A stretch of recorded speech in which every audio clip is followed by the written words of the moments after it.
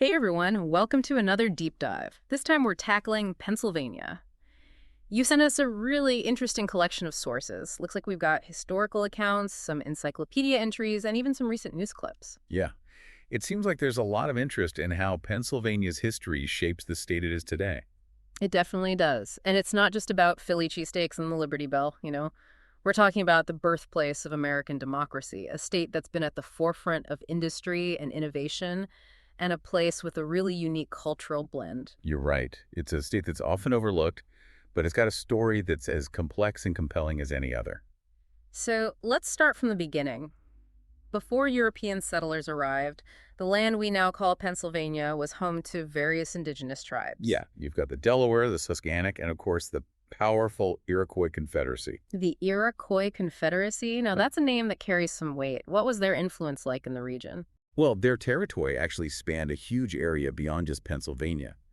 And what's fascinating is their system of governance. It was really democratic for its time. They had this grand council where representatives from the different Iroquois nations would come together to make decisions. Wow, so they had a representative government way back then. That's pretty incredible. Yeah, it was.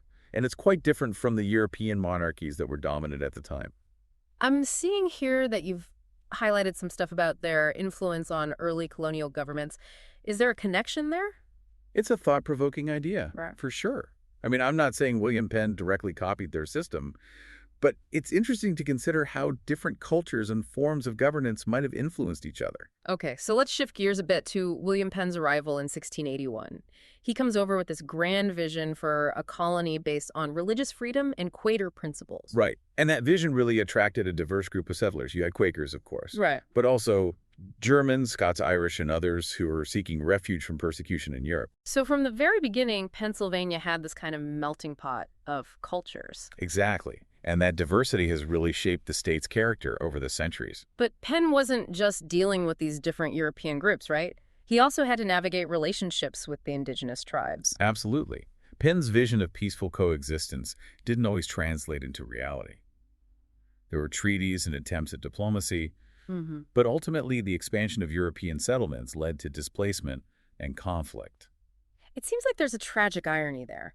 A colony founded on ideals of freedom and tolerance also contributed to the displacement of the people who are already here. It's a complex part of the story that's important to acknowledge, and it's a theme that continues to resonate today in the ongoing debates about land rights representation and the legacy of colonialism. All right, so we've got this melting pot of cultures and this complex relationship with the indigenous population. Now, one thing that really jumped out at me from your notes is Pennsylvania's role in the American Revolution. Yeah, it's pretty significant.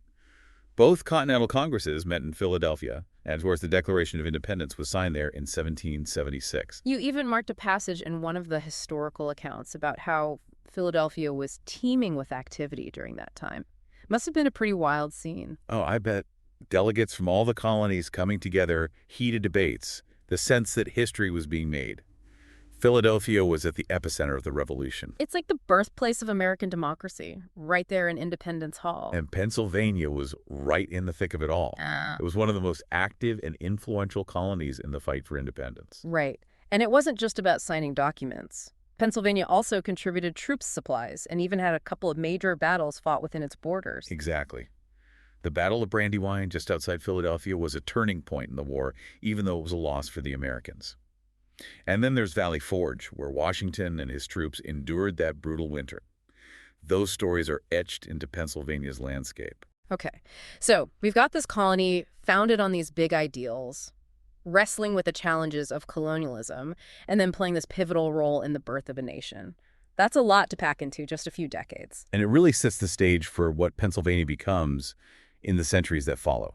I'm seeing you've got some articles about Pennsylvania's economic development. Do you want to dive into that next? Absolutely. I'm particularly interested in how Pennsylvania transitioned from an agricultural economy to becoming this industrial powerhouse and then to the more diverse economy we see today. Well, that evolution really mirrors the changes that swept across America during the 19th and 20th centuries.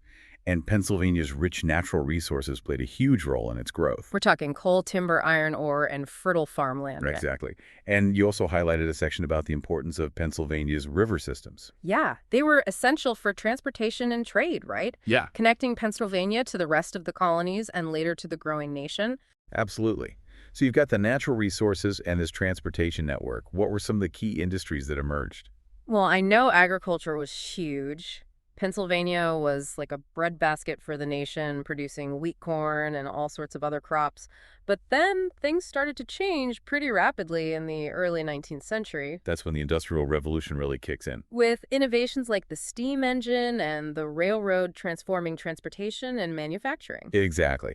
And Pennsylvania was really well positioned to take advantage of these new technologies. I'm guessing coal played a pretty big part in that. Absolutely. Pennsylvania had huge deposits of anthracite coal, which was highly prized for its energy content. It fueled the factories, the railroads, even people's homes. So this is where we see the rise of cities like Philadelphia and Pittsburgh. Exactly. They became centers of industry and commerce. Philadelphia, with its port and its legacy, as the nation's first capital, continued to grow as a financial and cultural hub. And Pittsburgh, with all that coal nearby, became a steel-making giant. It earned the nickname Steel City for a reason. The steel mills of Pittsburgh produced the materials that built skyscrapers, bridges, and railroads across the country. It's an amazing story of growth and innovation, but I'm also seeing some of your notes about the downsides of this industrial boom. Things like labor unrest and environmental damage. Yeah, the rapid industrialization of Pennsylvania brought both progress and problems. Working conditions in the factories and mines were often harsh and dangerous. And the demand for coal led to widespread mining, which had a huge impact on the environment. Absolutely. Deforestation, pollution, and mining accidents were all part of the story. It's a reminder that economic progress often comes at a price. So we've got this incredible transformation from an agricultural society to this industrial powerhouse, but it's a really complex story with both positive and negative consequences. And that complexity continues to shape Pennsylvania today. We'll talk more about that in the next part of our deep dive. Picking up where we left off, Pennsylvania's journey from pre-colonial times to industrial powerhouse is pretty fascinating. But now let's look at the cultural side of things. Yeah, Pennsylvania is so diverse. It's got these vibrant cities, and then you have these rural communities with strong traditions. Exactly. And one of the things that really stood out to me from your research was the Amish community and their way of life. It's definitely intriguing. Hmm. You know, in a state that's been at the forefront of so much change, to have this group that hold on to traditions so strongly. Yeah, it's like they're living in a different world almost, intentionally choosing to limit technology and maintain these centuries-old practices.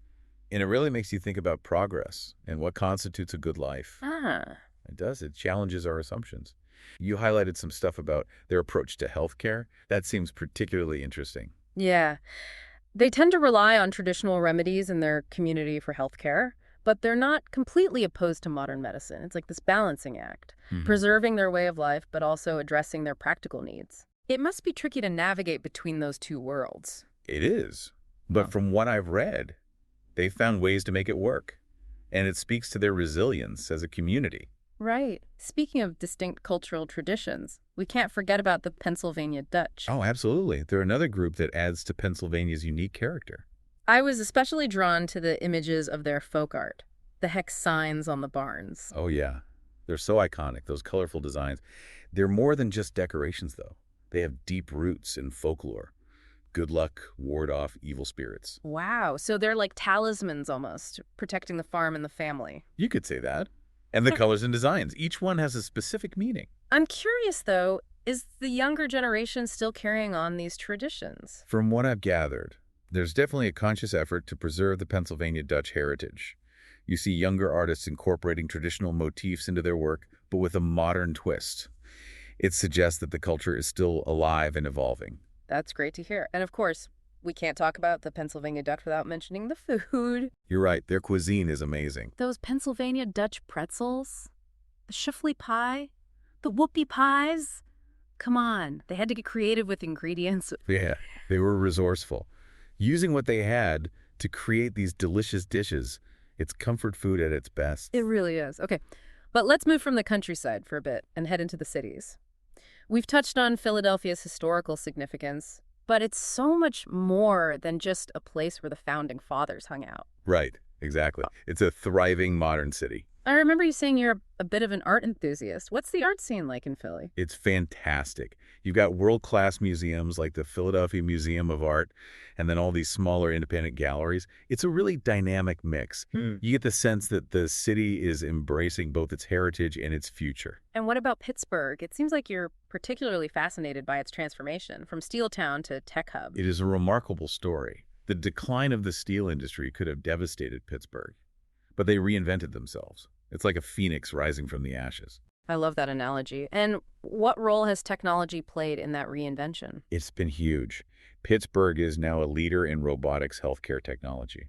It's really become a center for innovation. And has that shift been reflected in its cultural scene, too? Yeah. You mentioned the Andy Warhol Museum. Hmm. Having this iconic museum dedicated to pop art in a city that was once all about steel. It says a lot about Pittsburgh's evolution. Okay. So we've got these enduring cultural traditions like the Amish and the Pennsylvania Dutch, and then these modern dynamic cities. It's like a microcosm of the state as a whole. It really is. This Yeah. interesting mix of tradition and innovation. And that mix is also reflected in Pennsylvania's political landscape. You flag some articles about recent demographic shifts and how they're impacting elections. Right. There's this influx of younger college-educated residents, particularly in areas like Center County. And it's changing the political calculus, making Yeah. the state even more of a swing state in national elections. And it's not just about age, right? Yeah. It's also about shifting priorities. Like the environment, I saw you highlighted that. Yeah. Younger voters tend to be more concerned about climate change and sustainability. And that's putting pressure on policymakers to address those issues. It's forcing a conversation about how to balance economic development with environmental protection. Exactly. And Pennsylvania, with its history of both industry and natural beauty, is right at the center of that debate. Okay, so we've covered Pennsylvania's diverse cultures, its dynamic cities, and even how demographic shifts are influencing its politics. What's next? Well, we've seen how Pennsylvania's past has shaped its present. But what about its future? It seems like the state is at a crossroads, trying to figure out its role in a rapidly changing world. I like that. Let's dive into that. Okay, so we've established Pennsylvania is at a crossroads. What exactly did you mean by that? Well, Pennsylvania has always been kind of a microcosm of America, but right now it feels like the state is facing some big questions. Questions that the whole country is dealing with. Give me an example. What kind of questions? Well, like how do we balance economic growth with protecting the environment? How do we bridge the divide between urban and rural communities? And how do we prepare for a future that's going to be shaped by technology and globalization? Yeah, those are definitely big questions. And it seems like Pennsylvania's history and demographics make those questions even more complicated. Right. It's like all those threads we've been talking about, the Yeah. history, the culture, the economy, they're all kind of converging at this moment. Yeah. And it feels like Pennsylvania is at a turning point. So the decisions that Pennsylvanians make over the next few years are going to have a ripple effect beyond just the state. Potentially, yeah. I mean, Pennsylvania has always been a bellwether state in elections. And the issues that are being debated there are often the same issues that are playing out across the country. You've got a lot of notes on the role of technology in Pennsylvania's future. Do you see technology as a potential solution to some of these challenges? It's tough to say. Technology is definitely a double-edged sword. On one hand, it has the potential to create jobs and opportunities, especially in areas that have been hit hard by the decline of manufacturing. But it can also widen inequality if those opportunities aren't available to everyone. So it's not enough to just have the technology. You need the infrastructure and the education to make sure everyone benefits. Right. And that brings us back to some of those political debates we talked about. Are policymakers going to make those investments? Are they going to put policies in place to ensure a more equitable distribution of the benefits? So it sounds like Pennsylvania's future really depends on its ability to adapt and make some tough choices. Yeah, I think so. And it's not just about government policy. It's also about the choices individuals make, the businesses that invest in the state, and the communities that work together to solve problems. Thinking about Pennsylvania's role in the nation as a whole, we've talked about how it's often seen as a bellwether state. What does that mean for the country going forward? Well, the issues that are being debated in Pennsylvania are often the same issues that are being debated on a national level. So how those debates play out in Pennsylvania could have implications for the direction of the whole country. It's like Pennsylvania is a testing ground for these big ideas. In a way, yeah. And because Pennsylvania has such a diverse population, both geographically and politically, those ideas have to appeal to a broad range of people if they're going to succeed. So as we wrap up this deep dive into Pennsylvania, it's clear that the state's story is far from over. It's got this rich and complex past, and its future is full of both challenges and opportunities. Exactly. And I think that's what makes it so fascinating to study. It's a reminder that history is always unfolding, Yeah. and we're all part of that unfolding story. I like that. And I hope our listener feels empowered to keep exploring Pennsylvania's story because it's not just about one state. It's about understanding the forces that are shaping the world around us. Right, so keep asking questions, Mhm. keep learning, and keep those conversations going. Thanks for joining us on this journey through Pennsylvania. We'll see you next time for another deep dive. Today is your lucky day. Today is the day that our $3 website works for you, paying you directly to your PayPal daily. Imagine $3 ongoing continuous payments to your PayPal account. Imagine falling asleep and waking up to $300 in your PayPal account. How would this make you feel? How could this help you? What bills could you pay? What kind of fun could you have? What does that retirement look like now? All for a one-time payment of $3. This website is DFY done for you, fully built and completely hosted, and never stops collecting payments for you. You have spent $3 on coffee on a regular, but that coffee won't help you create multiple streams of income. Click the link below.